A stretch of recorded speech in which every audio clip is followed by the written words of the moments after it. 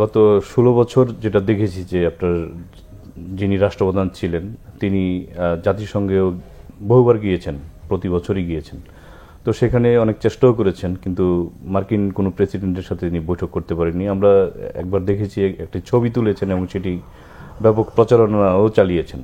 তো এইবারের যে বৈঠক, এটা কি ডক্টর ইউনূসের যে বিশ্বব্যাপী যেই পরিচিতি বা তার সম্পর্কে বিশ্বব্যাপী যে আগ্রহ, সেটারই কোনো প্রতিফলন কিনা? এটা হলো যে বিগত সরকারের একটা একগুঁয়েমি এবং পররাষ্ট্রনীতিতে একটা ব্যর্থতার পরিচয় দিয়েছে। যে কথাটা আমরা বারবার বলেছি যে শুধুমাত্র আওয়ামী লীগ ক্ষমতায় টিকে থাকার জন্য আজকে ভারতকে তারা যেভাবে ব্যবহার করেছে এবং বিশ্ব শক্তির বিভাজনের মধ্যে বাংলাদেশকে ঠেলে দিয়েছিল, যেটা বাংলাদেশের জন্য একটা খুবই দুঃসহ একটা ব্যাপার ছিল।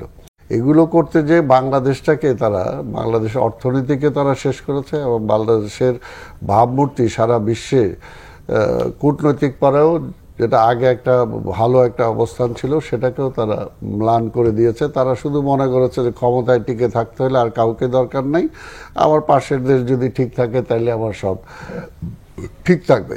আজকে দেখেন আওয়ামী লীগ সরকার চলে যাওয়ার পরে এবং আওয়ামী লীগ সরকার ক্ষমতায় থাকাকালীন আরব আমিরাতে যে আমাদের যারা ওইখানে বসবাস করে তাদেরকে কিভাবে সেই সময় ঠুনকো একটা কারণে তাদেরকে সেখানে অবাঞ্ছিত করা হলো, তাদের চাকরি খাওয়া হলো এবং তাদেরকে জেলে দেওয়া হলো। অথচ আওয়ামী লীগ চলে যাওয়ার সাথে সাথেই কিন্তু আজকের এই সরকার, ইন্টেরিয়াম গভর্নমেন্ট ইউনূস সাহেবের নেতৃত্বে আসার সাথে সাথে আমরা দেখলাম যে তাদের সেগুলো সব ফিরে পাইলো এবং সেই সমস্ত তাদের যত কিছু করা হয়েছিল সেগুলো থেকে তাদেরকে মাফ করে দেওয়া হলো। অর্থাৎ এদের একটা কূটনৈতিক যে একটা সম্পর্ক থাকা দরকার, সেই সম্পর্কটা কিন্তু সবগুলো প্রায় বেশিরভাগ রাষ্ট্রের সাথে, অর্থাৎ বন্ধুহীন, বাংলাদেশকে কার্যত বন্ধুহীন করে ফেলেছিল আজকের আওয়ামী লীগ সরকার। আজকের এই আমরা অবশ্যই ডক্টর ইউনূস সাহেবের নেতৃত্বে আজকে যে সরকার আসছে আমরা ধন্যবাদ জানাই। পাশাপাশি আমরা বলবো যে ক্ষতিটা করে গেছে আওয়ামী লীগ, আজকে যেমনি দেশের ভিতরের সেই সমস্ত সমস্যাগুলোকে তারা সংস্কার করতে হবে, ঠিক তেমনিভাবে আজকে পররাষ্ট্রনীতির বেলায়ও যে আমাদের সবার বন্ধু, আমাদের কোনো প্রভু নাই, সেই অবস্থাটা নিয়ে আসতে হবে।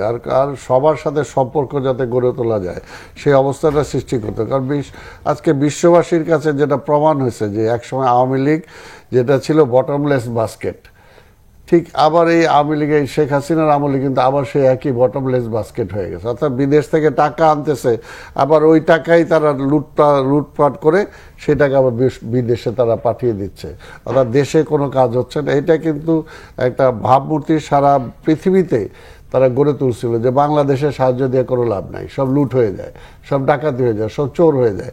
এখানে মন্ত্রীরা চোর, এখানে এমপিরা চোর, এখানে বড় ব্যবসায়ীরা চোর, অর্থাৎ হোল নেশনটাকে একটা চোরের পর্যায়ে তারা নিয়ে গেছিল শুধুমাত্র একমাত্র আওয়ামী লীগ বা শেখ হাসিনা তার ক্ষমতাটাকে মানে এস্টাবলিশ করার জন্য এবং তাদের চুরি বাটপাড়ি করে তাদের ভবিষ্যৎ গড়ে তোলার জন্য।